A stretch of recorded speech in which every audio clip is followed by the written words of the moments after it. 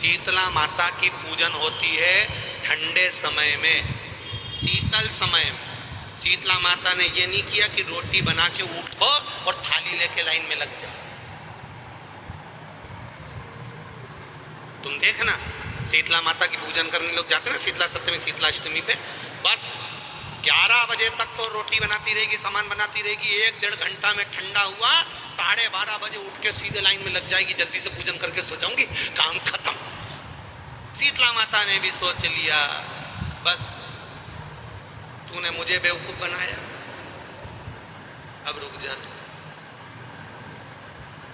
11 बजे तक भोजन बनाया, 10 बजे तक भोजन बनाया, 1 बजे रात को लाइन में लग गई पूजन करने के। 1 बजे रात को न जाने किसने पहला दी कि 1 बजे रात को लग जाओ लाइन में, सुबह तक पूजन करके अपने घर आ जाओ, फिर आराम से आके सो जाओ। अब इतनी जल्दी क्या है भगवान के पूजन की?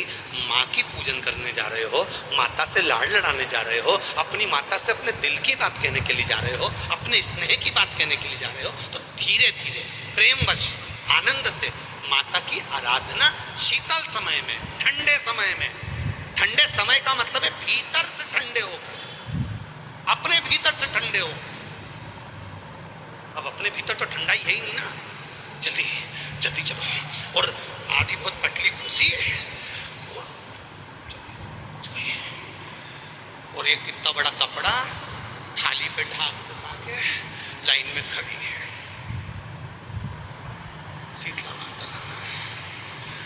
शीतला माता या हाथ में लोटा या हाथ में थाली, और इतनी देर में पड़ोसन निकल के बाजू में से जा रही थी और लोटा थोड़ा सा ढुल गया। अब यहाँ शीतला माता की पूजन करनी आई और ये हो गई चंद्र घंटा। लोटा जरा सा ही पानी का झलका, देख के नहीं चल सकती। ठंडा भोजन हाथ में, लोटा ठंडा पानी का, और अंदर अग्नि। शीतला माता भी कह रही इसको अजान दो पहले। क्या मतलब? भीतर से शीतल हुई, भीतर से ठंडे हुई है। इटमा की रहने वाली हूँ, चीनू दुर्गेश कुमरावत हूँ। गुरुजी 2007 में मुझे बेटा हुआ और डॉक्टर ने कहा आपको ब्लड लगेगा, तो मैंने अपने परिचित से, मेरे परिवार वालों ने ब्लड डोनेट करवाया। वो ब्लड दूसरा था, मुझे चढ़ना दूसरा था। बाबा की कृपा देखिए गुरुदेव, वो ब्लड मुझे चढ़ भी गया, मैं ठीक हो भी गई, मेरा बच्चा भी ठीक रहा, मैं आ भी गई।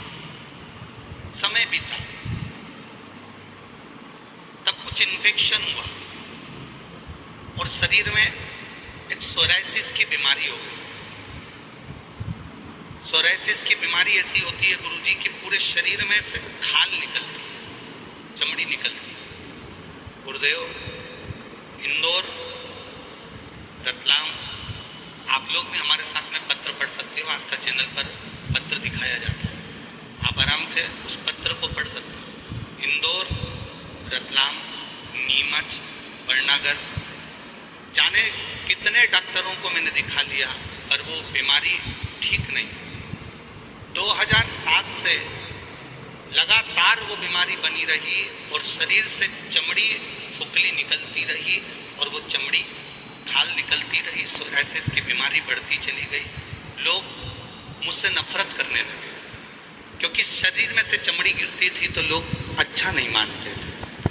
गुरुदेव, सारे इलाज करवाते करवाते 2007 से इलाज करवाते करवाते 2019 आ गया, 20 आ गया, 21 आ गया, और इलाज करवाते करवाते जब थक गए तब किसी ने कहा कि शिव महापुराण की कथा टीवी पर आती है, सियोर वाला महाराज बाजता है, वो 1 लोटे जल का कहता है, तो एक काम कर, 1 लोटा जल शिव जी को चढ़ा, बेलपत्र चढ़ा। मैंने वो भी करना प्रारंभ करा तो भी बीमारी में आराम नहीं लगा। सोराइसिस की बीमारी जैसी की जैसी रही।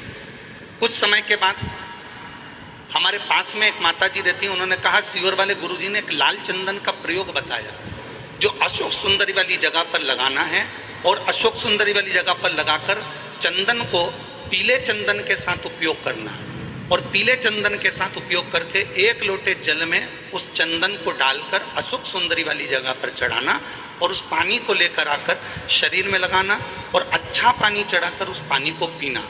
ये सियोर वाला महाराज ने बताया, तो उसको कर। मैंने केवल एक बार सोमवार की अष्टमी के दिन वो प्रयोग किया और गुरुदेव 2007 से जो बीमारी थी सोरायसिस की, 15 दिन के अंदर मेरी बीमारी 15 साल की समाप्त हो गई। ये शिव तत्व, ये शंकर, ये औगढ़ी। अब मेरा पूरा शरीर ठीक हो गया है गुरुदेव, मैं पूर्ण तरह से स्वस्थ हो गई हूँ। एक और बात कहने के लिए आई हूँ, मेरी भांजी को 9 साल से संतान नहीं थी, गर्भ नहीं ठहर रहा था 9 साल से। उन्होंने सारे डॉक्टरों को दिखा लिया था। तब मैंने अपनी भांजी को कहा कि तू पशुपतिनाथ का व्रत कर। शिवजी का व्रत उसने करना प्रारंभ करा और चौथे सोमवार को ही उसका गर्भ ठहर गया। मैं उसको भी लेकर आई हूँ यहाँ प्रणाम करने के लिए। ये शिव तत्व है, योग खड़ी है। शंभो शरणे पड़े